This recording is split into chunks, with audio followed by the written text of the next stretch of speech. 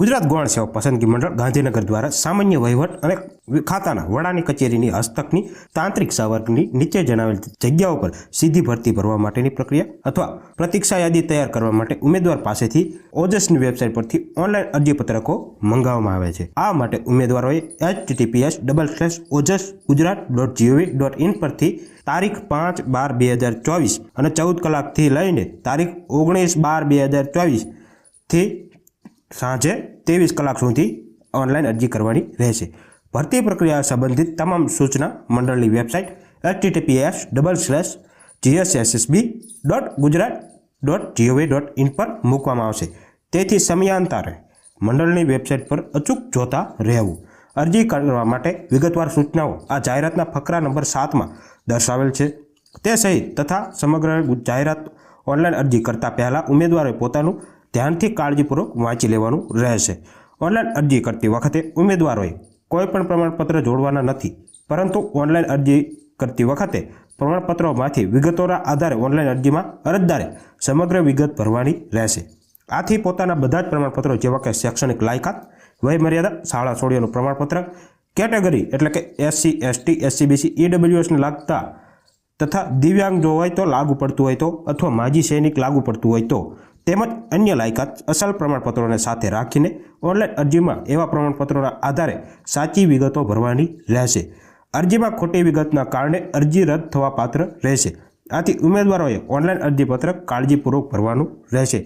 પરીક્ષા પદ્ધતિની વાત કરીએ તો પસંદગીની પ્રક્રિયામાં જાહેરાતમાં ફકરા નંબર 9માં દર્શાવ્યા મુજબની લાયક પરીક્ષા એટલે કે મુખ્ય પરીક્ષા, પ્રશ્નપત્ર 1માં વર્ણનાત્મક અને હેતુલક્ષી, પ્રશ્નપત્ર 2માં કૌશલ્ય કસોટી એટલે કે લઘુ, લિપિ અને અનુલેખનનું ટાઈપિંગની પ્રક્રિયા ઉમેદવારમાં પ્રસાર થવું પડશે।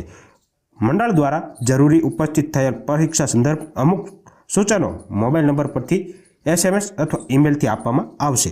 આથી અરજીપત્રક સંબંધિત કોલમમાં મોબાઈલ નંબર તથા ઈમેલ અવશ્ય દર્શાવો અને સમગ્ર ભરતી પ્રક્રિયા પૂર્ણ થાય નહીં ત્યાં સુધી અરજીપત્રક ભરતા સમયે દર્શાવેલ મોબાઈલ નંબર તથા ઈમેલ જાળવીને રાખવાનું રહેશે।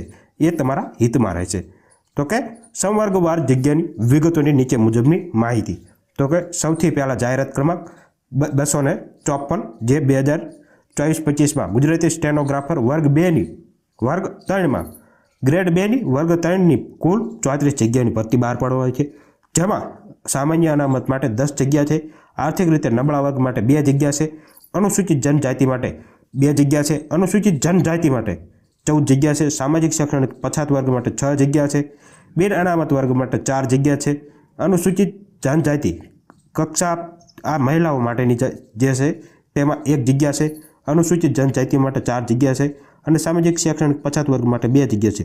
આમ કુલ જગ્યાઓ પૈકી અનામત એટલે કે શારીરિક અથવા દિવ્યાંગ અથવા માજી સૈનિક માટે 5 જગ્યા છે અને 3 જગ્યા છે। આમ કુલ 34 જગ્યાઓ પર ભરતી બહાર પાડવામાં આવી છે। ઉપર દર્શાવેલ જગ્યા પૈકી શારીરિક રીતે અશક્ત અથવા દિવ્યાંગ ઉમેદવાર માટે અનામત જગ્યા દર્શાવ્યા મુજબની રહેશે। તો કે સ્ટેનોગ્રાફર ગ્રેડ 2ની વર્ગ 3ની જગ્યાઓમાં કુલ અશક્ત દિવ્યાંગની 5 જગ્યા છે, જેમાં A, B, C અને D and Eની જગ્યા છે, જેમાં Aમાં 2 જગ્યા છે, બીજા બધામાં 1 જગ્યા બહાર પાડવામાં આવી છે। શારીરિક રીતે અશક્ત ઉમેદવાર માટે અનામત જગ્યા હોય તે જગ્યા ઉપર ઉમેદવારી નોંધાવવા માટે તેમજ અનામત સિવાય જગ્યા ઉપર ઉમેદવારી નોંધાવવા માગે ત્યારે નીચે મુજબની દિવ્યાંગતા માન્ય રહેશે।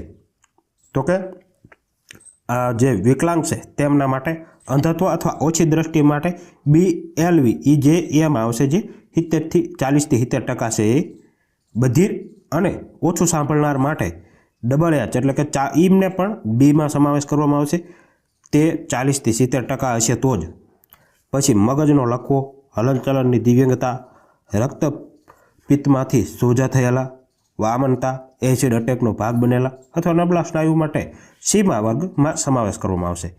સ્વાવલંબનતા, બૌદ્ધિક દિવ્યાંગતા, ખાસ વિષય શીખવવામાં અસક્ષમતા અથવા માનસિક બીમારી હેઠળના વ્યક્તિ કોઈ પ્રસાર થતા હશે તો તેમને D અને Eમાં પસંદગી કરવામાં આવશે।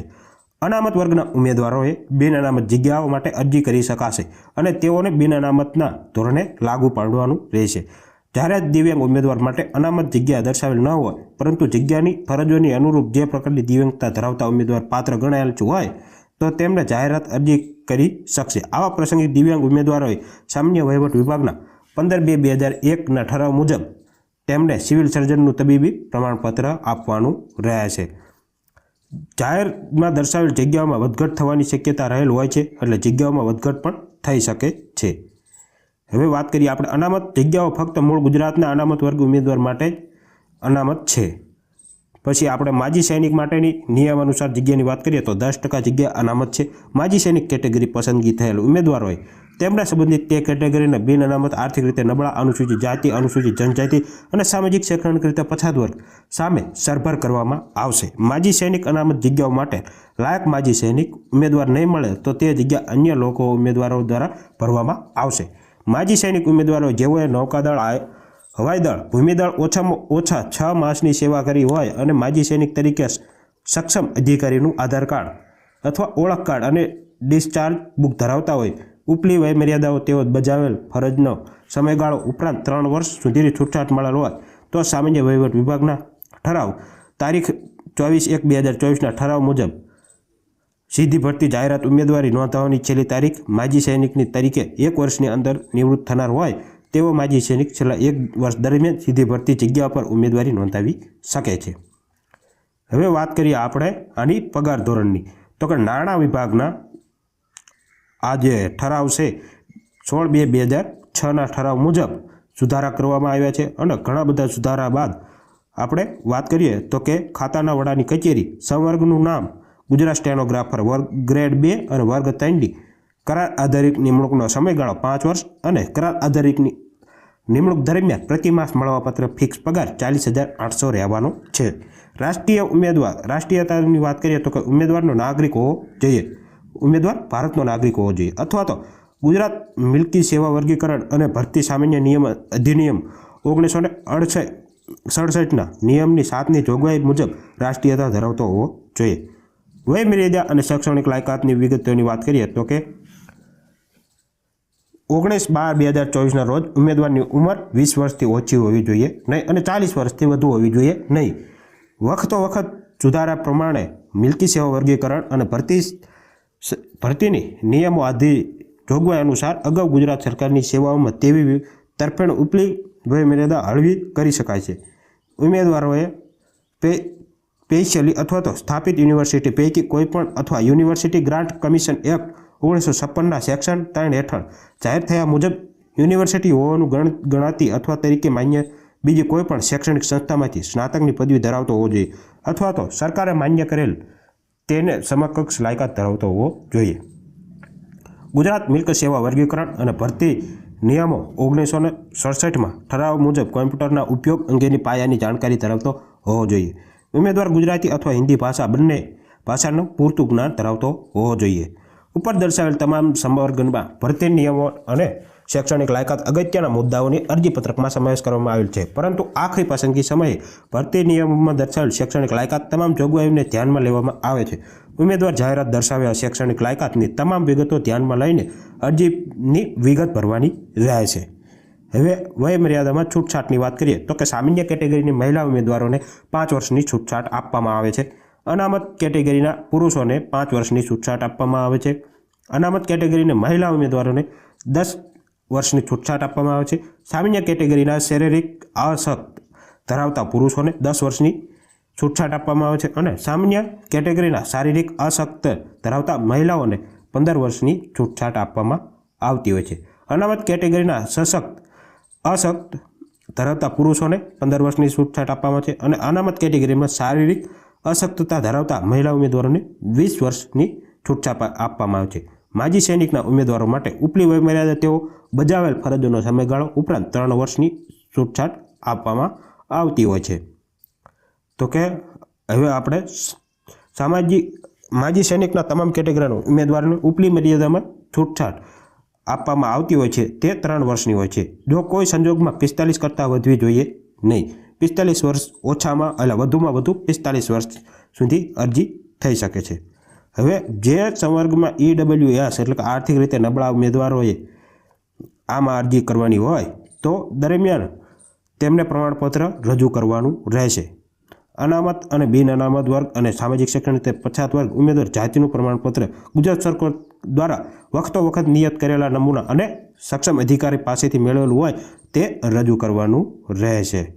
હવે વાત કરીએ આપણે ઓનલાઈન અરજીની. તો અરજી પત્રકમાં વિગતો ભરતા સમયે જાતિ અંગે વિગત દર્શાવેલ હશે તેમાં અરજી પત્રક કન્ફર્મ થયેલ જાતિ પાછળથી ફેરફાર કરવાની વિનંતી માન્ય રાખવામાં આવશે નહીં. એટલે જે તમે જાતિ સિલેક્ટ કરો તે ક્લિયર કરવાની રહેશે, પાછી ફેરફાર કરવામાં આવશે નહીં.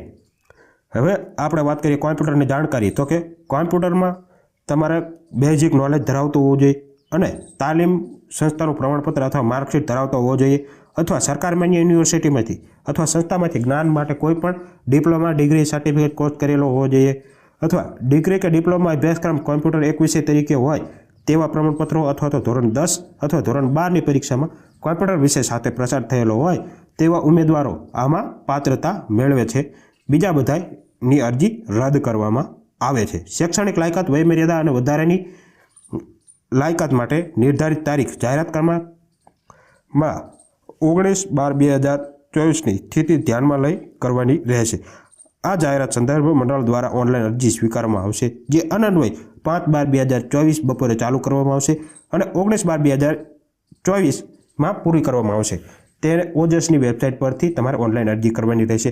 ઉમેદવારોએ અરજી પત્રક ભરવા માટે સૌપ્રથમ https://ojas.gujarat.gov.in પર વેબસાઇટ પર જવાનું રહેશે. ત્યારબાદ ઓનલાઈન એપ્લિકેશનમાં એપ્લાય પર ક્લિક કરવાનું રહેશે. પછી તેમાં GSSSB સિલેક્ટ કરવું.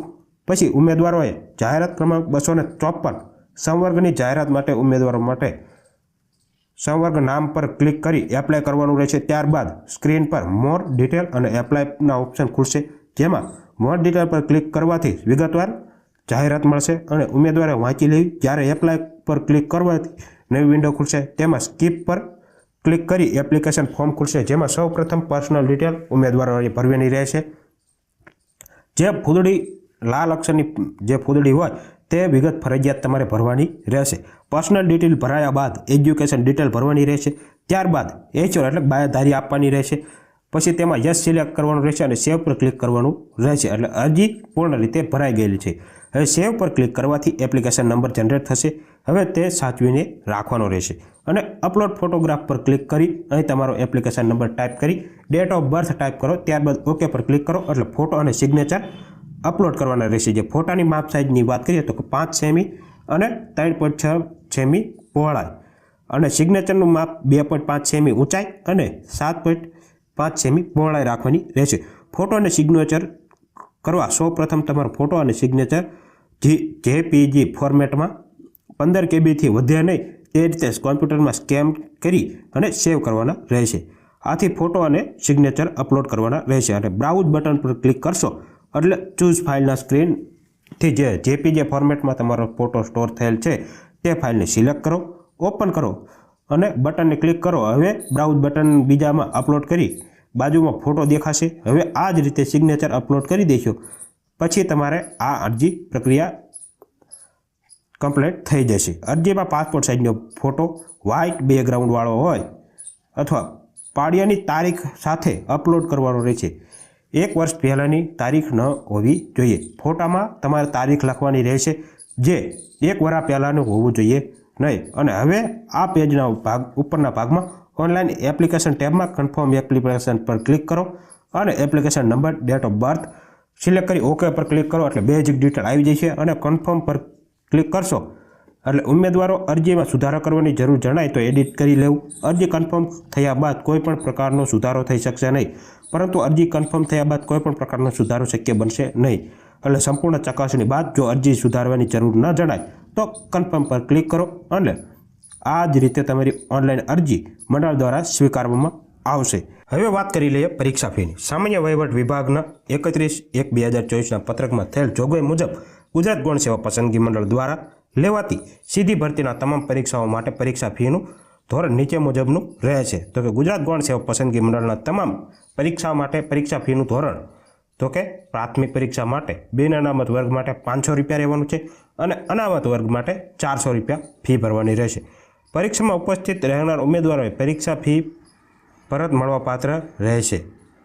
પરીક્ષામાં જે ઉપસ્થિત રહેશે તે ઉમેદવારોને પરીક્ષા ફી પરત મળવાપાત્ર રહેશે. તો તમામ ઉમેદવારોએ ઉપર દર્શાવ્યા મુજબ ફી ઓનલાઈનના માધ્યમથી જ ભરવાની રહેશે. જ્યારે ઓજસની વેબસાઇટ પર પોતાની અરજી સબમિટ કરો ત્યારે તેઓએ પરીક્ષા ફી ભરવાની રહેશે અને ફરજિયાત ઓનલાઈન અરજીમાં આ ભરવાની રહેશે જ.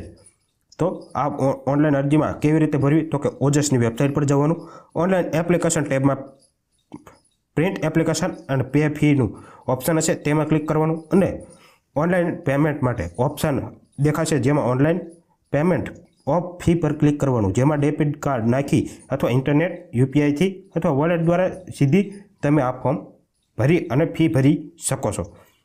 આ 4 માધ્યમ પૈકી કોઈ પણ એક માધ્યમ દ્વારા ફી ભરવાની રહેશે. ફી ભર્યા બાદ તમારી રિસિપ્ટ જનરેટ થશે જેની પ્રિન્ટ તમારે મેળવી લેવાની રહેશે. ઉમેદવારોએ આ રિસિપ્ટને પ્રિન્ટ કરાવી અને રાખવાની રહેશે. તો પ્રિન્ટ કરાવવા માટે ઓનલાઈન એપ્લિકેશન ટેબમાં જઈ પ્રિન્ટ એપ્લિકેશન પર ક્લિક કરી ઓનલાઈન પેમેન્ટ રિસિપ્ટ પર ક્લિક કરવાથી આ પ્રિન્ટ મળી જશે. ઓનલાઈન માધ્યમથી ફી ભરનાર ઉમેદવારોએ ફી અનુસાર ટ્રાન્ઝેક્શન ફી ભરવાની રહેશે અને પરીક્ષા ફી ભરવાની છેલ્લી તારીખ 22/12/2024 રહેશે.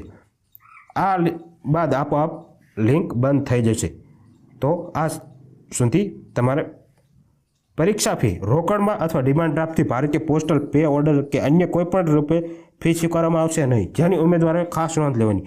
આખરે પોસ્ટ ઓફિસ દ્વારા કોઈ પણ પ્રકારની ફી સ્વીકારવામાં આવશે નહીં, એટલે તમારે ઓનલાઈન જ અરજી ફી ભરવાની રહેશે. પરીક્ષામાં ઉપસ્થિત ઉમેદવારોએ જે માધ્યમથી પરીક્ષા ફી ભરેલ હશે તે માધ્યમથી પરીક્ષા ફી પરત મળવાપાત્ર રહેશે.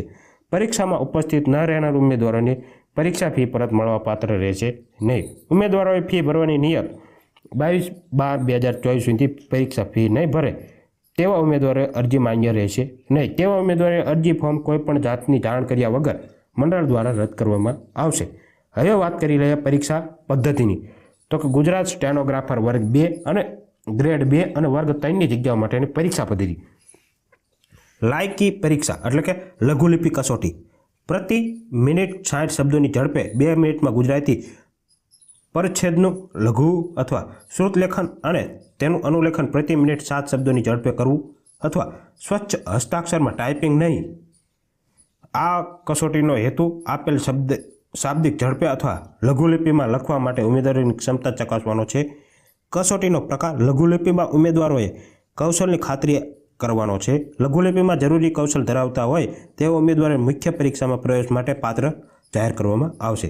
મુખ્ય પરીક્ષાની યોજના અને તેના વિષયોની વાત કરીએ તો કે મુખ્ય પરીક્ષા નીચેના 2 પ્રશ્નપત્રો રહેશે: ગુજરાતી ભાષાનું પ્રભુત્વ અને કોમ્પ્યુટરની જાણકારી. પ્રશ્નપત્રનું માળખું 100 ગુણનું રહેશે અને સમયગાળો 2 કલાકનો રહેશે. સંક્ષિપ્ત લેખન એટલે કે વર્ણનાત્મક 10 ગુણ રહેશે. નિબંધ લેખનના 10 ગુણ રહેશે. પત્ર લેખનના 20 ગુણ રહેશે. ગુજરાતી અને અંગ્રેજીમાં ભાષાંતરના 10 ગુણ રહેશે. અંગ્રેજીમાં ગુજરાતી ભાષાંતરના 10 ગુણ રહેશે. ગુજરાતી વ્યાકરણના 20 ગુણ રહેશે અને કોમ્પ્યુટરની જાણકારીના 20 ગુણ રહેવાના છે. તો મુખ્યત્વે આના પ્રશ્નપત્ર 1માં કોમ્પ્યુટરની અંગેની જાણકારી એટલે પાયાની જાણકારી, જે ઓપરેશન્સ ચલાવવા અંગેની જાણકારી, 20 ગુણનો અભ્યાસક્રમ નીચે મુજબનો છે, જેમાં કોમ્પ્યુટરનું બેઝિક રહેશે, સોફ્ટવેર રહેશે અને વર્કિંગ વિથ ઇન્ટરનેટ અને ઈમેલ અને basic networking and cyber security રહેશે. હવે પ્રશ્નપત્ર 2ની વાત કરીએ તો કે કૌશલ કસોટી, જેમાં લઘુલિપિ અને અનુલેખનનું ટાઈપિંગ 100 ગુણનું રહેશે. લઘુલિપિ અને કોમ્પ્યુટર પર અનુલેખનનું ટાઈપિંગ, જે 4 મિનિટમાં એક એવા 2 પરિચ્છેદનું શ્રુતલેખન એટલે કે કુલ 8 મિનિટમાં શ્રુતલેખનની ઝડપ. ગુજરાતી લઘુલિપિ પ્રતિ મિનિટ 75 શબ્દ અને અનુલેખનના ટાઈપિંગ માટેનો સમય કુલ 60 મિનિટનો રહેશે. કૌશલ કસોટીમાં ઉમેદવારોએ લઘુલિપિમાં શ્રુતલેખન લેવાનું રહેશે તથા કોમ્પ્યુટર એપ્લિકેશન દ્વારા ગુજરાતમાં અનુલેખન કરવાનું રહેશે. ઉમેદવારોએ લઘુલિપિ અને શ્રુતલેખન લેવા માટે ફકરાનું ડાયરેક્શન અથવા ઓડિયો પ્લે કરી આપવામાં આવશે. શ્રુતલેખન અને અનુલેખન માટે કુલ 100 ગુણ રાખવામાં આવેલ છે. બંને ફકરાઓનું મૂલ્યાંકન એકસાથે કરવામાં આવશે. પાસિંગ ધોરણ 50 ગુણ છે. માર્કિંગ પદ્ધતિ નીચે મુજબની રહેશે. શ્રુતલેખન અને અનુલેખન માટે ફાળવવામાં આવેલ ગુણ દરેક 3 ભૂલ માટે 1 ગુણ કાપવામાં આવશે અને લેગ હેન્ડમાં શ્રુતલેખન સ્વીકાર્ય ન હોય એવા અનુલેખન સ્વીકારવામાં આવશે નહીં. દરેક કેસમાં લઘુત્તમ 50 માર્ક સુધી આપી શકશો, ત્યારબાદ 0 માર્ક આપવામાં આવશે. ઉમેદવારો માટે પ્રશ્નપત્ર 1 માટે લાયકી ગુણ અને પ્રશ્નપત્ર 2 માટે લઘુત્તમ લાયકી ગુણ બંને પ્રશ્નોમાંથી કુલ 200 ગુણમાંથી એકંદરે લઘુત્તમ લાયકી ગુણ મંડળ દ્વારા નક્કી કરવામાં આવશે. વિગતોને ધ્યાનમાં લઈ બંને પેપરના કુલ 200 ગુણમાં મેળવેલ કુલ ગુણના આધારે નક્કી થયેલ મેરિટ ક્રમાંક કેટેગરી વાઇઝ ખાલી જગ્યાઓ પર વિગતો તેમજ કેટેગરી વાઇઝ મેરિટની અગ્રતા મુજબ જે કેટેગરીના લાયક ઉમેદવાર છે તે ઉમેદવાર માટે ફાળવવામાં આવશે. આ અંગે યાદીની મંડળ દ્વારા તૈયાર કરવામાં આવશે. પરીક્ષા પદ્ધતિમાં ફેરફાર કરવા મંડળનો હક અતિબદ્ધ રહેશે. પ્રથમ તબક્કાની પરીક્ષા કસોટી અંતે બીજા તબક્કાની પરીક્ષા માટે ક્વોલિફાય થયેલ ઉમેદવારો મુખ્ય પરીક્ષા માટે લેવામાં આવશે. મુખ્ય પરીક્ષામાં વર્ણનાત્મક અને હેતુલક્ષી અને પ્રશ્નપત્ર 2માં કૌશલ કસોટી અને લઘુ લાયકી ગુણ સ્થાયી સૂચના અનુસાર મંડળ દ્વારા સમય નિયત કરવામાં આવશે. પસંદગી પ્રક્રિયા જાહેરાત અન્વયે પ્રતીક્ષા યાદી રહેશે નહીં. ઉમેદવારો હાજર ન થયા હોય નિમણૂક સ્વીકારાય તેવા કિસ્સામાં ખાલી રહેતી જગ્યાઓ આ ભરતી પ્રસંગ પછીના ભરતી પ્રસંગથી ભરવામાં આવશે. તો આ હતી સંપૂર્ણ માહિતી જે આપણે GSSSB દ્વારા બહાર પાડવામાં આવી છે તે સ્ટેનોગ્રાફરની